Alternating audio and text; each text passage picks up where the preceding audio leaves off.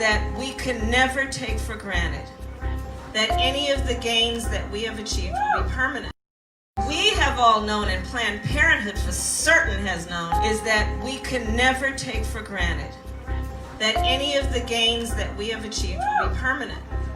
We cannot go backwards, and we cannot tolerate a perspective that is about going backward. I'm David Daleiden, and I'm the founder and project lead with the Center for Medical Progress. 5 years ago, my undercover videos caught Planned Parenthood's top leadership trafficking and selling the body parts of aborted infants. America's biggest abortion business was desperate and furious, so they turned to their political patron, then California Attorney General Kamala Harris, for help. She's standing beside us, strong.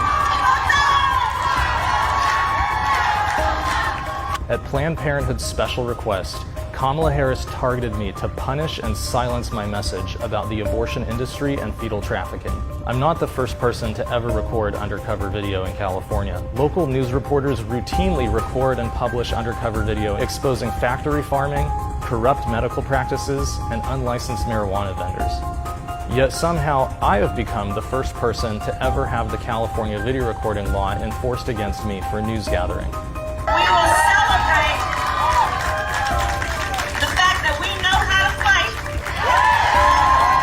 We will celebrate the fact that we are prepared to fight. Kamala Harris met in secret with a group of California Planned Parenthood executives in Los Angeles in March 2016, while she was running for U.S. Senate and promoting Planned Parenthood in her campaign.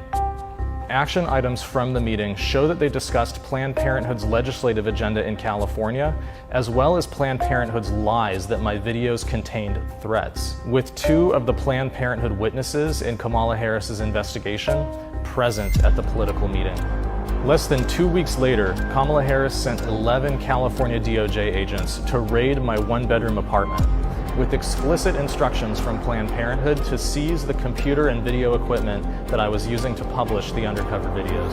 California Penal Code 632 prohibits secretly recording a confidential communication without the consent of all parties, and defines confidential as a communication that you cannot reasonably expect will be overheard by other people. So my team was scrupulous to record our California videos in places of public accommodation like crowded restaurants, where the conversations were obviously overheard. But you can't necessarily say the same thing about local TV reporters in California, who have taped inside of private doctors' offices and inside of private homes. Yet not a single one of them has ever been charged with undercover video recording in California in the 60-year history of California's video recording law. Mine is the first and only case. And there's another piece to the California video recording law that specifically allows recording even a confidential conversation in order to gather evidence relating to violent crimes. The entire purpose of our video recording in California was to document and expose the violent crimes of fetal trafficking, including selling infants aborted alive and killing them through organ harvesting and medical battery against pregnant women.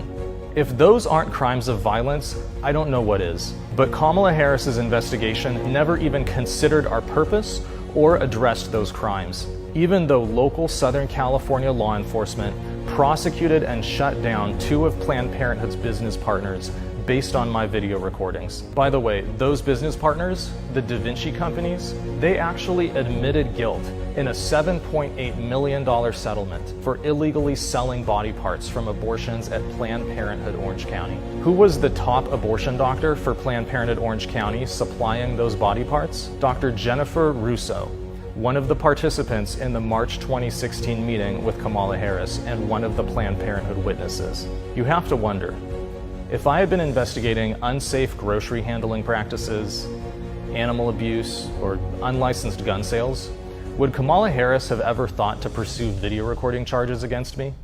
It's pretty obvious that the reason that I alone was targeted by Kamala Harris is because I dared to criticize Planned Parenthood and the abortion industry. What Kamala Harris did isn't treating people fairly or equally under the video recording law. In fact, Kamala Harris's deputy prosecutor, Jeanette Jarone, admitted in a court filing that the reason her office targeted me alone among all undercover reporters in California was because my videos were, quote, edited for shock value, and that made me, quote, more culpable than other undercover reporters in California. Obviously, I dispute the characterization that my videos were edited for shock value. What they show Planned Parenthood doing is shocking enough. But more importantly, it is your First Amendment right to promote the significance of your own message. When she said that I was targeted because of the content of my videos, Kamala Harris's deputy prosecutor admitted that the reason that I was targeted and I alone was to punish what I have to say. Planned Parenthood sells baby parts. That's why I'm suing Kamala Harris, the California Attorney General, Planned Parenthood, and others in Los Angeles federal court for conspiracy to violate First Amendment civil rights. This is crucial to defend the First Amendment rights of all Americans to report on issues that matter and to listen to what we have to say to each other without fear of government punishment. Selling body parts is a crime. Reporting on it is not. I will never bow to the tyrannical vision of leaders like Kamala Harris, who believe that they are entitled to tell us what to think, what to believe, and what to say.